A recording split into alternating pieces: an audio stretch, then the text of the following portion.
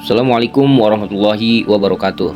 Oke, kami dari salah satu kelompok mata kuliah Etika Profesi dari kelas TI 21 CSE 1 yang diampu oleh Bapak Muhammad Mahmud Effendi Eskom Mkom. Oke, pada kesempatan kali ini kelompok kami akan menjelaskan tentang Undang-Undang Informasi dan Transaksi Elektronik. Oke, kita lanjut.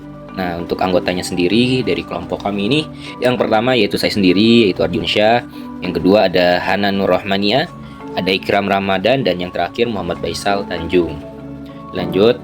Oke, jadi UU ITE itu adalah sebuah undang-undang nomor 11 tahun 2008. Nah, ini tuh disahkan pada 2008 dan terakhir itu direvisi tahun 2024. Jadi dari undang-undang ini tuh mengatur informasi, transaksi elektronik, dan perlindungan hukum di ruang digital. Nah, untuk dasar hukum, ini tuh untuk aktivitas daring dan pelindung hak warga negara dalam dunia digital. Lanjut. Nah, di sini ada asas dan tujuan Undang-Undang ITE.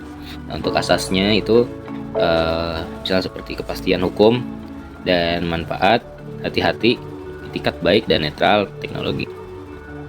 Untuk tujuannya dari UU ITE ini tuh untuk meningkatkan efisiensi layanan publik, ekonomi digital, dan perlindungan hukum. Mencerdaskan bangsa dalam penggunaan teknologi secara bertanggung jawab juga. Oke. Selanjutnya di sini ada esensi informasi dan transaksi elektronik.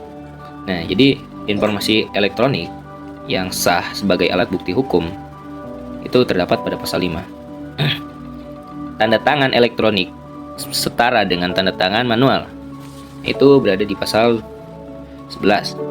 Transaksi elektronik sah bila terjadi kesepakatan kedua belah pihak, itu ada di pasal 6. Oke, selanjutnya mempersingkat waktu. Di sini ada penyelenggara sistem dan sertifikasi elektronik. Jadi sistem elektronik itu harus andal, aman, dan juga dapat dipertanggungjawabkan, dan ini ada di pasal 15.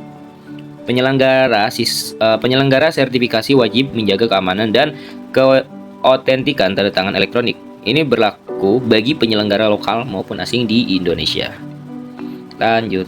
Nah, di sini itu ada perbuatan yang dilarang Undang-Undang ITE.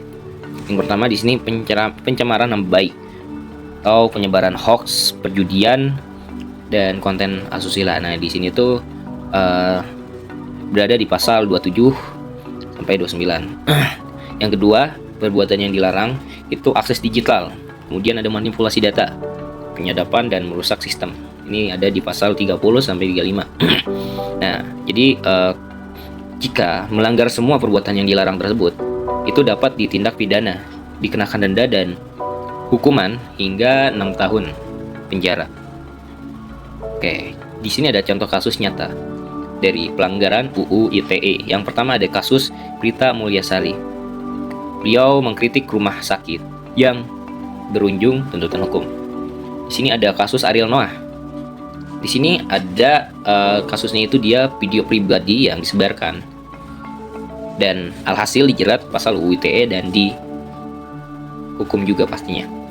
Nah, di sini juga ada kasus Florence dan Ongen. Nah, di sini ada ujaran kebencian dan penghinaan melalui media sosial.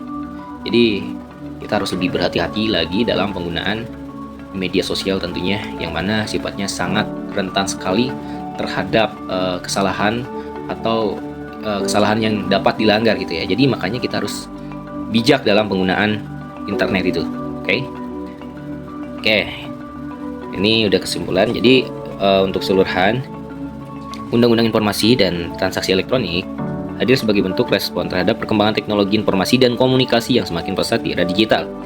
UU ITE juga memberikan payung hukum terhadap aktivitas digital, baik dalam hal perlindungan data, transaksi elektronik, maupun pengaturan etika berkomunikasi di dunia maya. Nah, untuk asas dan tujuan UU ITE menekankan pentingnya kapasitas hukum, manfaat, kehati-hatian, dan etikat baik dalam menggunakan teknologi informasi. Nah, UU ini juga menetapkan larangan dan sanksi tegas terhadap penyalahgunaan teknologi seperti penyemaran nama baik, hoax, hingga akses ilegal terhadap sistem elektronik. Nah, sejumlah kasus terkenal menunjukkan bahwa kesadaran dan pemahaman terhadap UU ITE itu sangat penting, terutama bagi mahasiswa. profesional, dan pengguna aktif media digital. Oleh karena itu, etika profesi di era digital harus berjalan seiring dengan kepatuhan hukum agar aktivitas daring tidak hanya produktif tapi juga bertanggung jawab. Oke, mungkin itu saja yang dapat kelompok kami sampaikan. Mohon maaf jika penyampaian yang kelompok kami ini kurang tersampaikan ataupun ada kata-kata yang kurang berkenan juga. Mohon sekali lagi dimaafkan. Sekian dari kelompok kami. Wabillahi taufiq wal hidayah. Wassalamualaikum warahmatullahi wabarakatuh.